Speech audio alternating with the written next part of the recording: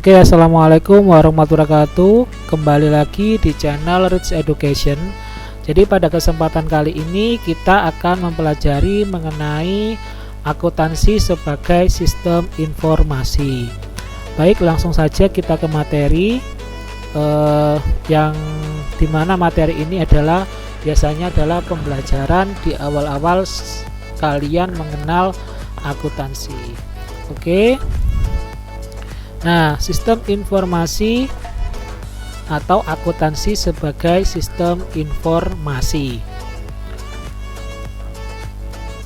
Nah, di sini yang kita bahas adalah yang pertama adalah mengenai tentang sejarah akuntansi, tentang makna akuntansi sebagai sistem informasi, pemakai informasi akuntansi, kualitas informasi akuntansi, dan bidang-bidang akuntansi serta profesi akuntansi.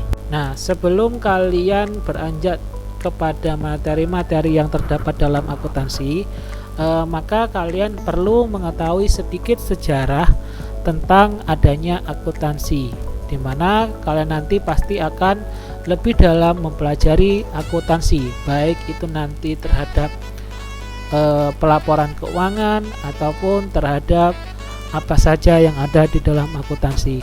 Namun sebelum itu kalian perlu mengetahui adanya sejarah akuntansi. Nah, secara umum di sini saya membedakan ada dua sejarah, baik itu sejarah yang pertama adalah sejarah teori akuntansi yang umum di dunia, dan yang kedua adalah tentang perkembangan akuntansi sampai ke negeri kita, yaitu negeri Indonesia. Nah, di sini yang pertama adalah mengenai tentang akuntansi, sejarahnya dalam kaitannya di dunia global. Di sini ilmu akuntansi pertama kali muncul pada tahun 1494. Di mana di situ diceritakan bahwa ada seorang pastor atau matematikawan yang bernama Luca Pacioli.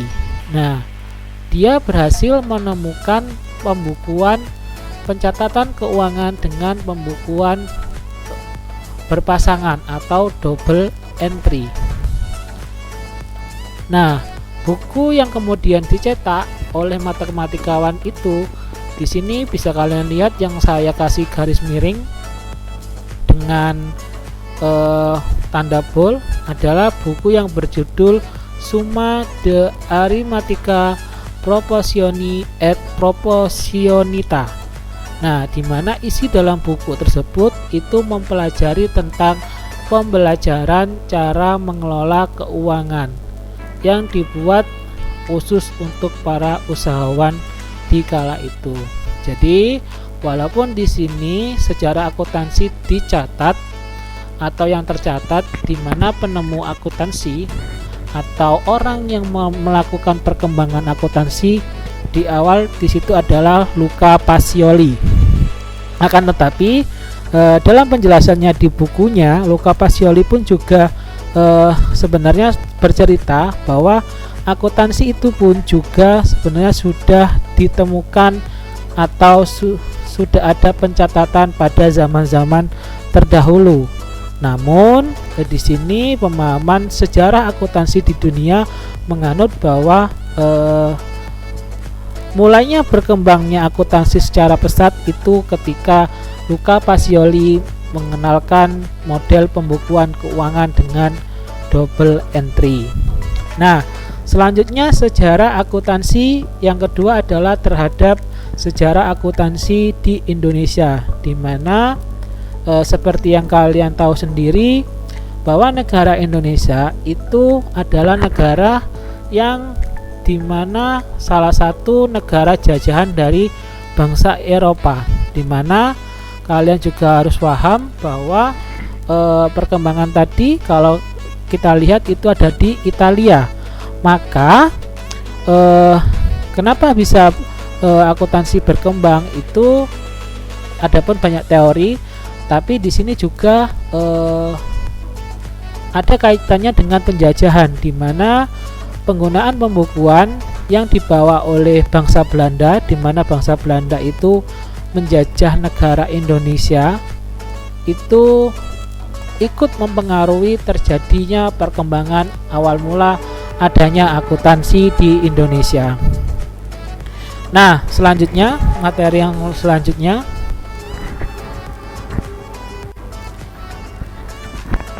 setelah kalian mengetahui tentang sejarah akuntansi, maka materi selanjutnya adalah mengetahui apa sih akuntansi itu. Jadi di sini saya berikan judul makna akuntansi sebagai sebuah sistem informasi. Nah, pengertian di sini terlebih dahulu.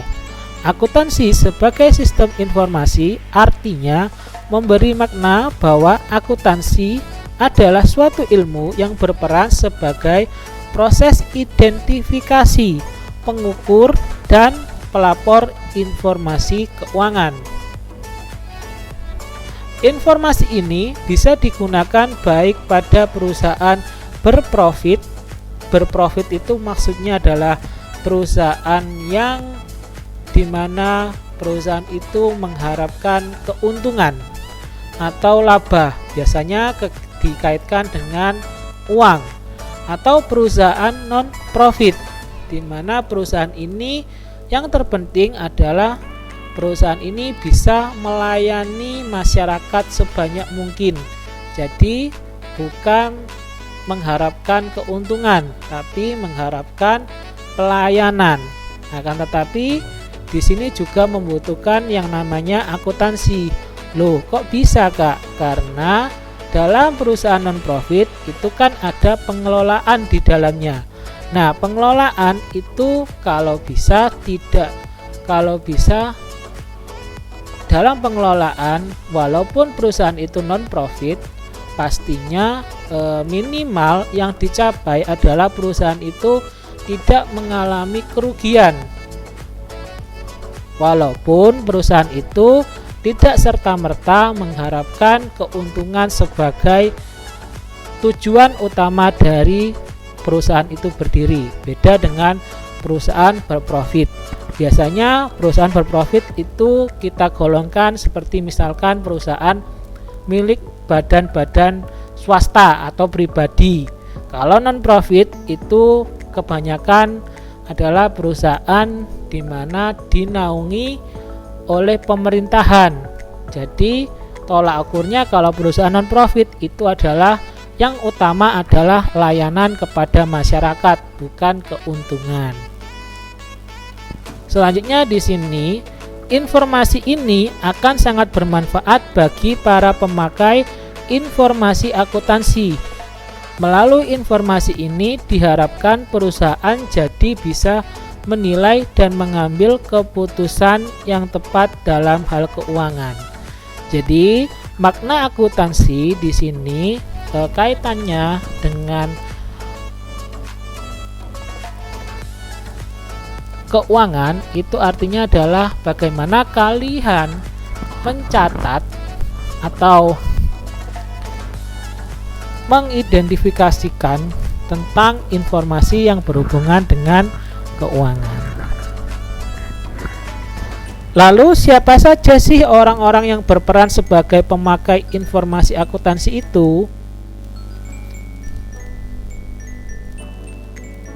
Nah, di sini pemakai informasi akuntansi. Nah, saya merujuk kepada buku SAK. SAK itu adalah Standar Akuntansi Keuangan, di mana yang telah dibentuk oleh IAI. IAI itu adalah Ikatan Akuntansi Indonesia, di mana IAI itu adalah organisasi akuntan yang bertugas untuk memberikan pendidikan ataupun organisasi yang mendiskusikan tentang kegiatan akuntansi di Indonesia. Nah, menurut pemakai informasi akuntansi, siapa saja mereka? Yang pertama adalah investor. Investor di sini adalah untuk menentukan keputusan dalam membeli, menahan atau menjual investasi mereka dalam sebuah perusahaan. Seperti yang saya jelaskan tadi, bahwa akuntansi itu adalah sebuah informasi.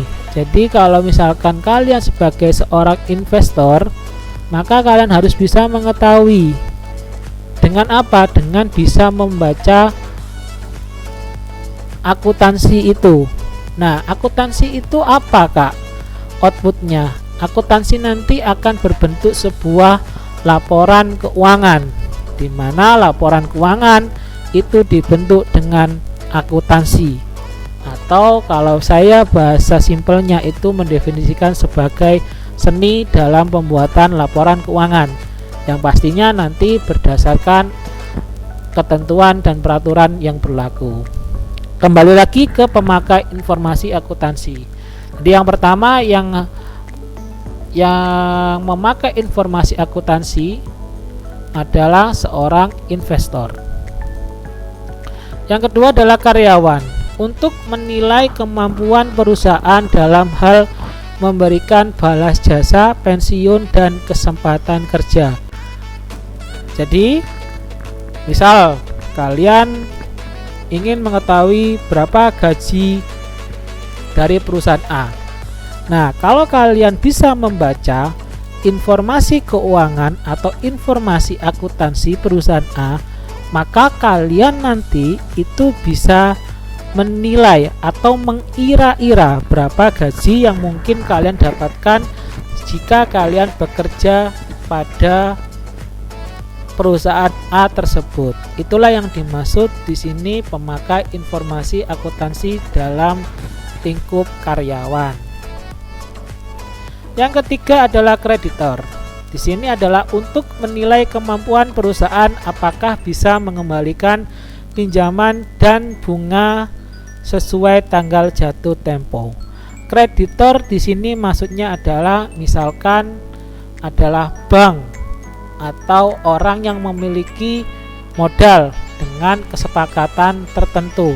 Ini hampir sama dengan kalau digolongkan hampir sama dengan investor, tapi mungkin kalau investor lebih ke arah lembaga ataupun lebih ke arah individu, tapi kalau kreditor itu lebih ke arah badan hukum yang resmi. Jadi kalau misalkan kreditor tidak bisa memakai atau tidak bisa memahami informasi akuntansi, maka kreditor tidak bisa menilai kemampuan perusahaan dalam mengembalikan pinjaman dan bunganya sesuai tanggal jatuh tempo. Kenapa? Karena kreditor di sini sangat membutuhkan informasi tersebut. Karena informasi akuntansi itu didasarkan dari kegiatan atau data-data keuangan terkait dengan perusahaan dalam melakukan pengelolaannya. Jadi informasi akuntansi ini akan nyambung dengan berikutnya, di mana syarat-syarat informasi akuntansi itu harus bagaimana.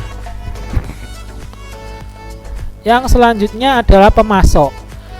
Nah, pemasok di sini adalah untuk menilai kemampuan perusahaan dalam membayar hutang atas pembelian barang yang dibeli perusahaan pada saat sebelum atau sesudah jatuh tempo.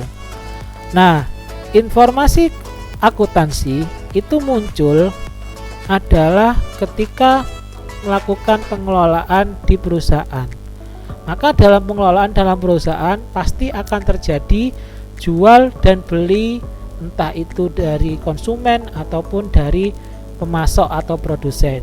Nah, disinilah kemampuan sistem informasi akuntansi, di mana pemasok bisa melihat apakah misalkan perusahaan A ingin membeli barang dagang pada pemasok A, itu bisa nggak nanti misalkan nanti perusahaan itu istilahnya tidak langsung membayar, apakah bisa nanti perusahaan A melunasinya? Maka pemasok akan melihat namanya sistem informasi akuntansi pada perusahaan A yang tertuang di laporan keuangan perusahaan A. Jadi sekali lagi saya ingatkan, output dari atau luaran dari informasi akuntansi adalah berupa laporan keuangan. Walaupun nanti laporan keuangan pun juga akan ada berbagai macam jenisnya. Misal dari jurnal umum yang kemudian disebut nanti akan ada namanya laporan laba rugi, laporan arus kas, laporan penyusutan, dan masih banyak lainnya.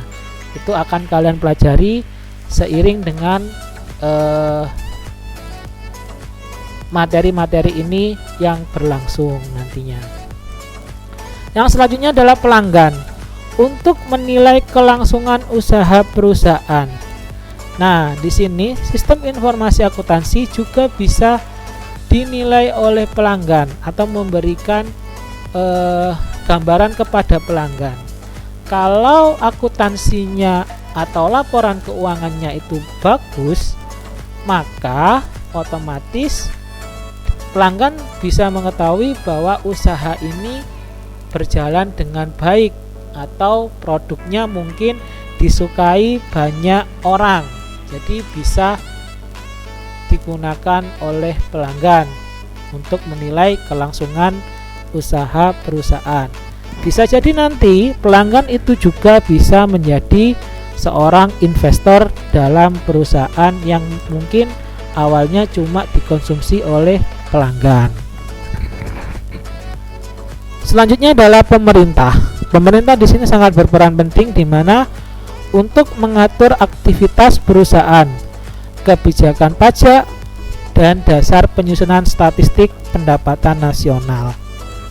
Nah, sistem informasi akuntansi dalam perusahaan yang diwujudkan dengan laporan keuangan itu bisa digunakan sebagai dasar kebijakan yang tentunya berhubungan dengan data-data atau dengan hubungannya kaitan usaha yang dilakukan oleh perusahaan dengan melihat informasi yang tersaji dalam akuntansi atau laporan keuangan perusahaan. Misalkan nanti digunakan sebagai dasar minimum penerimaan pajak. Nah, itu kan bisa dilihat dari mana? Misalkan dari pendapatan perusahaan rata-rata di Indonesia. Nah, itu kan bisa dijadikan dasar pengenaan pajak.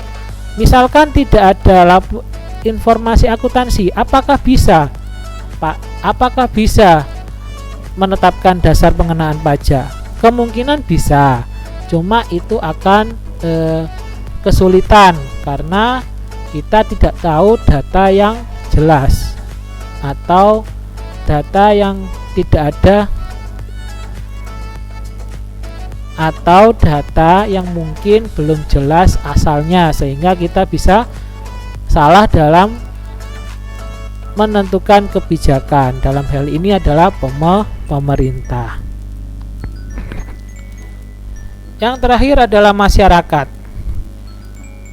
Yang nomor 7 ya, adalah masyarakat untuk menilai perkembangan perusahaan, terutama yang berkaitan dengan kontribusi perusahaan terhadap perekonomian nasional.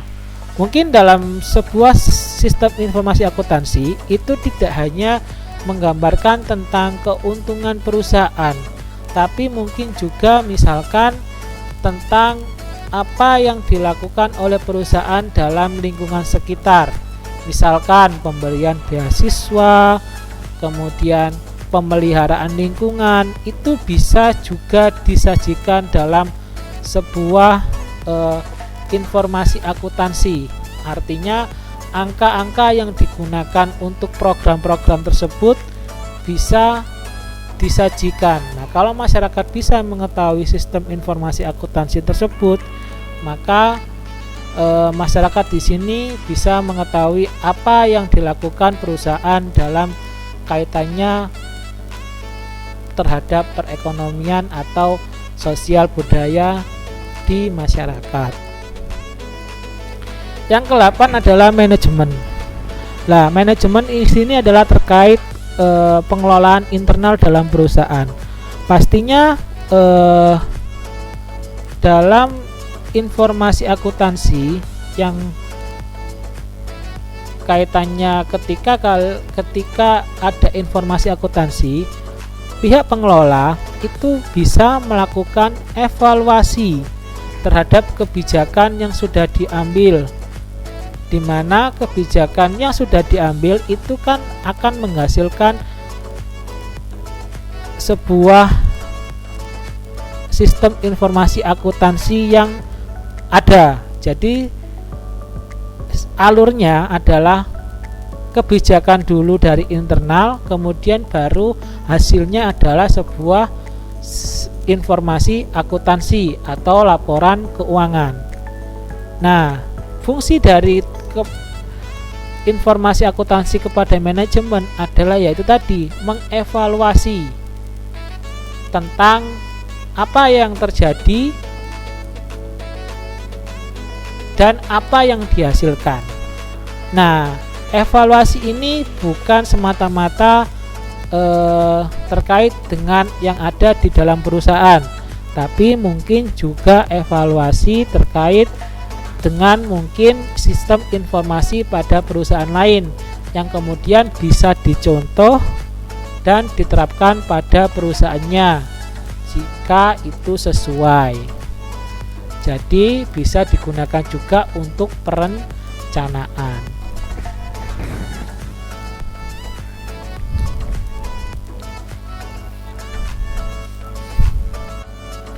Nah, terkait dari penjelasan tadi tentang siapa penggunanya, digunakan untuk siapa, yang selanjutnya adalah kita harus memastikan bagaimana kualitas informasi akuntansi.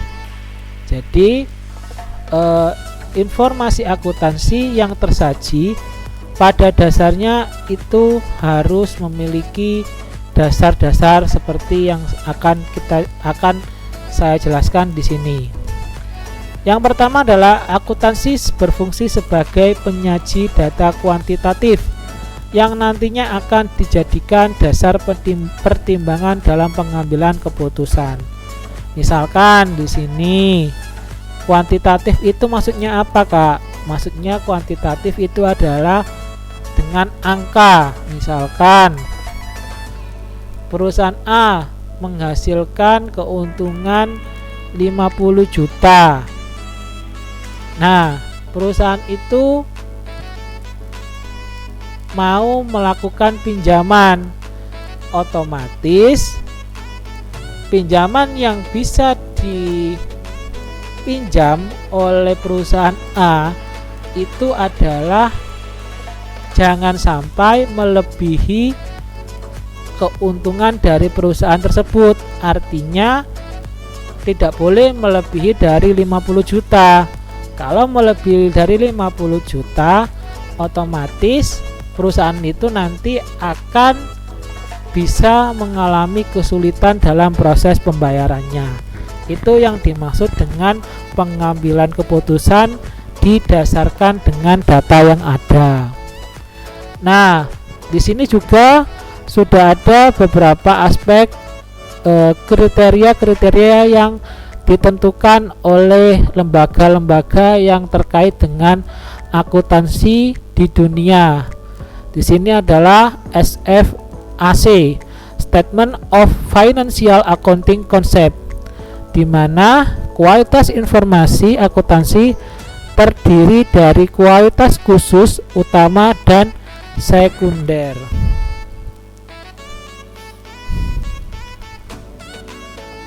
Kualitas khusus pemakai adalah informasi yang disajikan dalam bentuk dan istilah yang disesuaikan dengan batas pengertian pemakai supaya bisa dimengerti.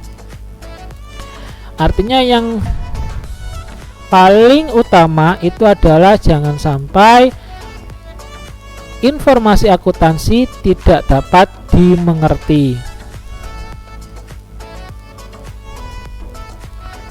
Kemudian yang paling utama, atau mungkin kalian sebagai orang yang belajar tentang akuntansi itu juga harus memiliki pengetahuan cukup. Jangan sampai istilah-istilah yang dipakai, terutama kalian yang mempelajari akuntansi, itu tidak memahami tentang istilah-istilah yang terjadi dalam laporan keuangan ataupun aktivitas ekonomi.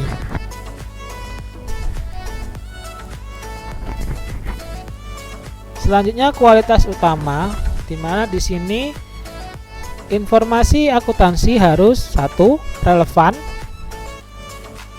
Berikut ini adalah kriterianya, di mana yang pertama adalah nilai prediksi bisa digunakan sebagai dasar untuk memprediksi kemungkinan yang akan terjadi di masa depan. Nilai umpan balik berupa prediksi, pembenaran atau penolakan terhadap rencana yang sudah dibuat sebelumnya.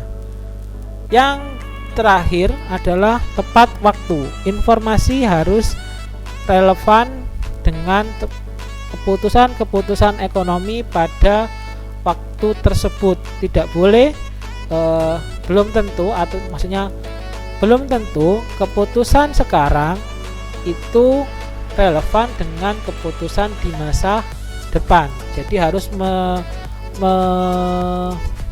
harus mencakup 3 aspek ini. Relevan di sini maksudnya bisa memprediksi, bisa memberikan istilahnya bisa memberikan stimulus atau prediksi yang di masa depan, dan yang terakhir adalah tepat waktu. Artinya ya untuk tahun ini ya pelaporannya ya digunakan untuk tahun ini. Nah, di sini dapat dipercaya. Artinya informasi akuntansi yang tersaji, misalkan di sini adalah laporan keuangan, itu dapat diuji. Makanya nanti di akuntansi akan ada namanya audit atau pengujian atau pemeriksaan terhadap data-data yang ditulis. Jadi nggak boleh kita misalkan menulis terjadi keuntungan 50 juta, ternyata setelah diuji atau setelah diperiksa itu ternyata bukan untuk 50 juta, malah rugi 50 juta. Nah, itu tidak boleh.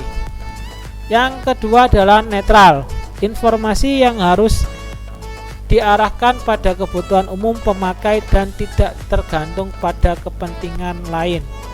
Artinya netral ini informasi tersebut tidak boleh menguntungkan salah satu pihak. Misalkan kalau perusahaan kalian rugi tapi dilaporkan laba atau memiliki keuntungan, nah itu kan tidak boleh.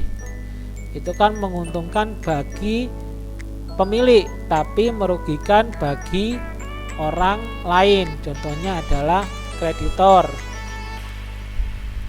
seperti itu.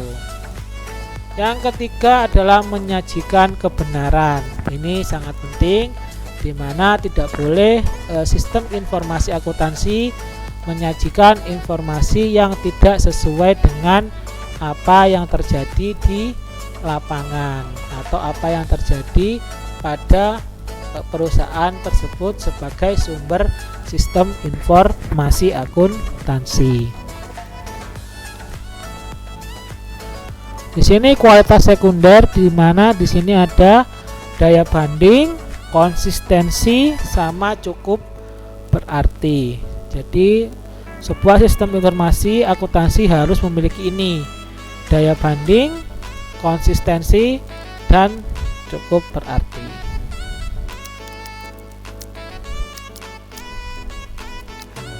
Profesi akuntansi, ya. Profesi akuntansi Di sini setidaknya saya menggolongkan ada 4 bidang.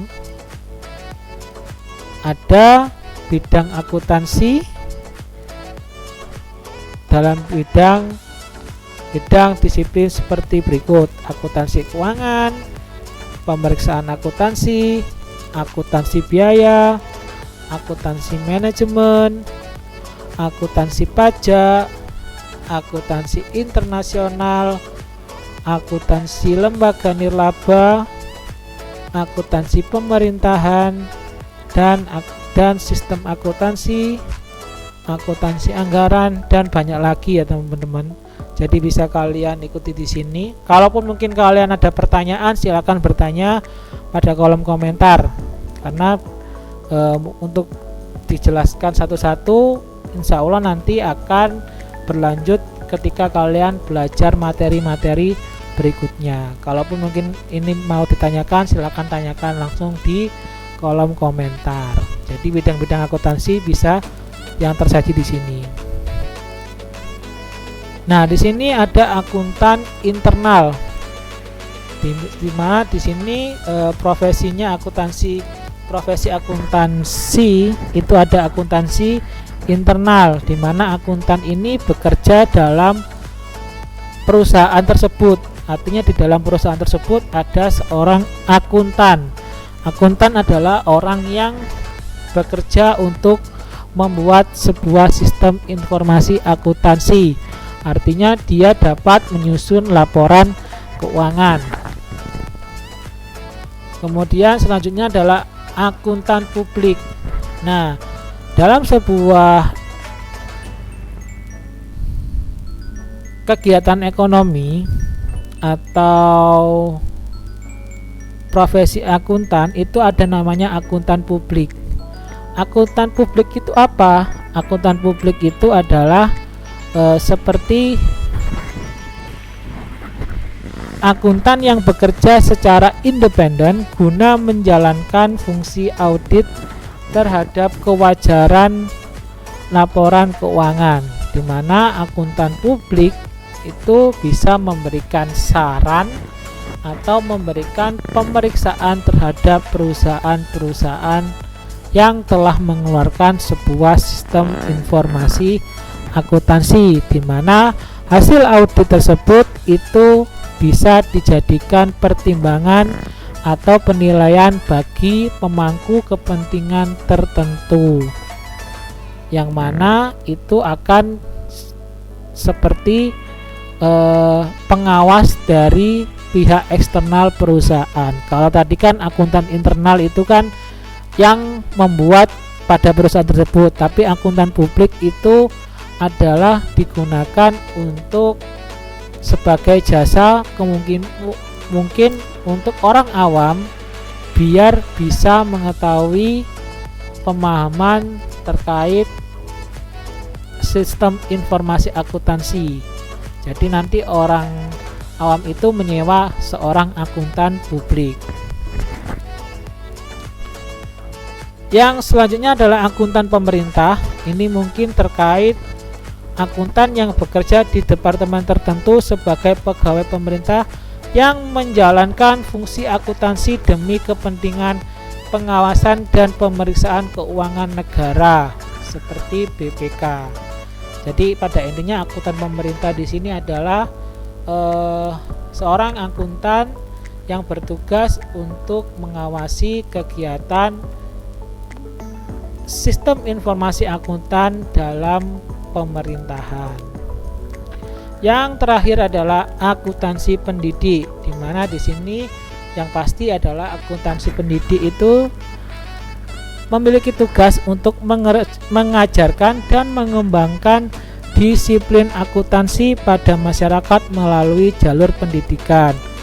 Akuntansi pendidik biasanya berprofesi sebagai dosen atau guru. Ya, seperti saat saya ini menjelaskan kepada kalian adalah peran saya sebagai akuntan pendidik, di mana saya memberikan penjelasan kalian mengenai bagaimana sebuah sistem informasi dalam akuntansi, yang artinya Tadi ada pengguna, ada profesi, ada kemudian tadi sejarah adanya akuntansi. Oke, saya rasa cukup sampai di sini untuk penjelasannya. Jika mungkin ada pertanyaan atau ada yang kurang jelas, silahkan kalian tanyakan pada kolom komentar. Semoga bermanfaat dan terima kasih. Wassalamualaikum warahmatullahi wabarakatuh. Terima kasih telah menonton. Jangan lupa jika ini bermanfaat bisa di subscribe, kemudian silakan komentar untuk video selanjutnya. Terima kasih.